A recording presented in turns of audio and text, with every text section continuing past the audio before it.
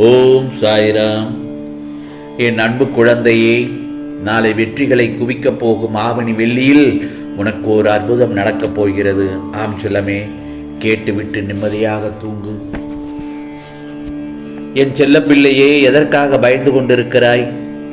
காரணமே தெரியாமல், எந்த விஷயத்திற்கு பயப்படுகிறோம் என்று புரியாமல் பயந்து கொண்டிருக்கிறாயா? பயத்தால் நீ உன்னையே காயப்படுத்தி கொண்டிருக்கிறாய்.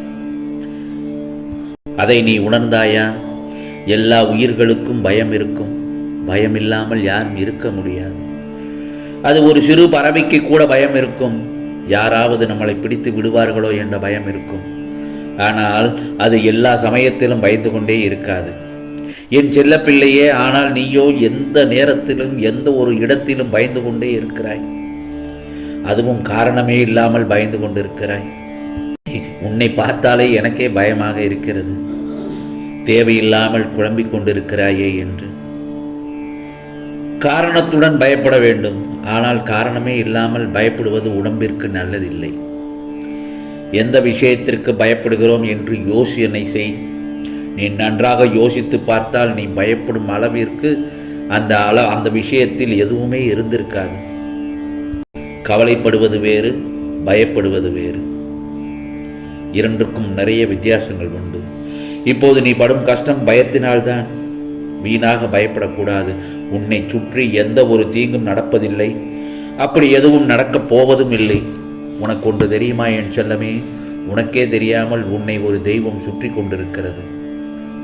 அது இந்த சாயப்பா தான் உன்னை சுற்றி கொண்டு இருக்கிறேன். நான் உன் கூட இருக்கும்போது நீ எந்த விஷயத்திற்கும் பயப்படவே கூடாது, கவலைப்படவும் கூடாது. நான் உன்னை காப்பதற்காகவத்தானே உன்னை சுற்றி கொண்டிருக்கிறேன். என்னை மீறி எந்த தீங்கும் உன்னை நெருங்கவும் விடாது, நெருங்கவும் விடமாட்டேன். ஏனென்றால் நான் உனக்கு பாதுகாப்பு வளையத்தை அல்லவா போட்டிருக்கிறேன். அந்த வளையத்தை தாண்டி உன்னை யாராலும் நெருங்க முடியாது. நான் உன்னை பார்த்து கொள்வேன். எதற்காகவும் பயப்படாதே, தைரியமாக செயல்படு. எல்லோருக்கும் பயந்து கொண்டு உன்னை நீயே காயப்படுத்திக் கொள்ளாதே. எப்போதும் நான் உன் சாயப்பா உன் கூடவே தான் இருக்கிறேன். தைரியமாக இரு. பயமின்றி செயல்பட போகும் என் செல்ல பிள்ளைக்கு நாளை விடியலில் உனக்கான ஒரு அற்புதம் நடக்கப் போகிறது. மகிழ்ச்சியில் மனம் குளிர்வாய் என் செல்லமே. துள்ளுவாய், புன்னகை கொள்வாய், ஆனந்த கண்ணீர் விடுவாய், எனக்கு நன்றியும் கூறுவாய். சாயி சாயி என்று கண்ணீர் மல்க ஆனந்தமாக துள்ளி குதித்து என் ஆலயத்திற்கு ஓடோடி வருவாய். ஆம் செல்லமே, என்னுடைய செல்ல பிள்ளை, துவாரகமாயின் செல்ல குழந்தை. நான் சொல்வதை கேட்டால் என்றுமே உனக்கு நல்ல நாள்தான். உனக்கான கடமையை மட்டும் செய்து கொண்டே இரு. ஒவ்வொரு நாளுமே நல்ல நாளாக உனக்கு அமைந்துவிடும். அதற்கு இந்த சாயப்பா முழு பொறுப்பு. உனக்காக மற்றவர்கள் செய்த நன்மைகளை ஒருபோதும் மறக்காதே. மறுபடியும் சொல்கிறேன், உனக்கு உதவி செய்தவர்களை மறந்து விடாதே. வாழ்க்கையில் உனது கடினமான நேரத்தில் உனக்கு உதவ மட்டுமே அந்த நபர்கள் இந்த சாயப்பாவினால் அனுப்பப்படுகிறார்கள். அவர்கள் உனக்கு தேவைப்படும் போது அவர்களுக்கு நீ இருக்க வேண்டும். யாரெல்லாம் சொல்ல முடியாத கஷ்டத்துடனும் வலியுடனும் வேதனையுடனும் இருக்கிறார்களோ அவர்களுடைய அனைத்து கவலைகள், கஷ்டங்கள், மனவேதனை நிச்சயமாக நான் போக்கி விடுவேன் செல்லமே. மட்டும் நல்லா தெரிஞ்சுக்கோ, மனதிற்கு பிடித்தமானவர்கள் செய்யும் அனைத்துமே அழகானவைதான். ஓடாத நதியும் தேடாத மனமும் தெளிவு கொள்ளாது. வாழ்க்கை தரும் பாடங்கள் என்னவென்றால் எதுவுமே சில காலம்தான். எதிர்பார்ப்பை குறைத்து கொண்டால் ஏமாற்றம் ஒன்றுமே பெரிதாக இருக்காது. யாரையும் முழுமையாக நம்பாதே. உன்னை மட்டும் வாழ்க்கையில் நம்பு. வாழ்வது ஒரே ஒரு வாழ்க்கை தான். அதை அர்த்தமுள்ளதாக வாழ்ந்துவிடு. வாழ்க்கை என்பது நீ சாகும் வரை அல்ல என் செல்லமே. நீ மற்றவர்கள் மனதில் வாழும் வரைதான். உன் மனம் ஒன்று மட்டும்தான் உன்னை வீழ்த்தக்கூடிய ஆயுதம்.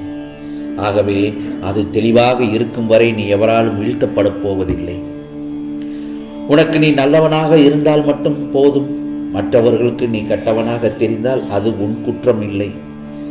ஆகவே இன்பத்திலும் துன்பத்திலும் மனம் விட்டும் பேச துணை இல்லாத போதுதான் தெரியும் உண்மையான அன்பின் பெருமை. எனவே உன் வாழ்க்கை துணையை அன்புடன் கொண்டு செல். மௌனத்தில் வார்த்தைகளையும் கோபத்தில் அன்பையும் உணர்ந்து கொள்வதுதான் அந்த உறவு. அதனால் தான் சொல்கிறேன், அந்த அன்பான உறவுடன் உன் வாழ்க்கை துணையுடன் புரிதல் இருந்தால் பிரிதல் இல்லை. விரும்பும் பொழுது விரும்புவதை விட வெறுக்கும் பொழுதும் விரும்புவதே உண்மையான அன்பு. விட்டு கொடுங்கள் என் செல்லமே, உன் விருப்பங்கள் நிறைவேறும். உன் வாழ்க்கை துணையுடன் என்றும் நீ பிரகாசமான வாழ்க்கையோடு வாழப்போகிறாய். இனி உன் வாழ்க்கையில் எடுத்து வைக்கும் ஒவ்வொரு அடியும் வெற்றிதான் என் செல்லமே. உன் பிரச்சனைகள் என்னவென்று எனக்கு நிச்சயமாக தெரியும். அதை நீ சொன்னால்தான் நான் அறிவேன் என்பதில்லை. என் செல்லப்பிள்ளையே, நீ வாழ்க்கையில் தேடும் ஒன்று உன்னை விட்டு தள்ளி போய்கொண்டே இருக்கிறது. அதற்காகத்தான் நீ கவலைப்பட்டு கொண்டிருக்கிறாய். நான் சொல்வது சரிதானே? மேலும் நான் உனக்கு ஒன்று சொல்வேன், அது உனக்கு புலப்படவில்லை. உனக்குள் நான் இருக்கிறேன் என்பதை நீ மறந்து விட்டாய். அதனால்தான் நடந்து முடிந்த கஷ்டத்தை பற்றி கூறி புலம்பிக் கொண்டே இருக்கிறாய். முடிந்து போனதை எண்ணி புலம்பி என்ன நீ சாதித்தாய்? நான் உனக்கு எப்போதும் துணையாக இருக்கும்போது நீ தன்னம்பிக்கையோடு இருக்க வேண்டும். ஆகவே கடந்து போன கஷ்டத்தை நினைத்து புலம்புவதாலும் தொலைந்து போன பொருளை எண்ணி நீ வருந்துவதாலும் நீ பெற்றது ஒன்றுமே இல்லையே. இது அர்த்தமற்ற புலம்பல். அதன் மூலம் நீ உன் மன நிம்மதியை தான் இழக்கிறாய். எனவே புலம்புவதை நிறுத்திவிட்டு எனக்கு வழிகாட்டுங்கள் என விழிப்புடனும் தன்னம்பிக்கையுடனும் என்னிடம் வா. என்னுடைய ஆசீர்வாதத்தால் நீ நினைத்தது இழந்தது எல்லாம் நிச்சயமாக கிடைத்துவிடும். அதனால் எதை பற்றியும் கவலைப்படாதே. பல லட்சங்களான என் பணத்தை இழந்து விட்டேன், என் வீடு வாசல் இழந்து விட்டேன், நிலம் தோட்டத்தை எல்லாவற்றையும் இழந்து விட்டேன், என் வாழ்க்கை துணை என்னை ஒதுக்கியதால் அதையும் இழந்து விட்டேன் என்று உன் மனதுக்குள் அழுகிறாய்.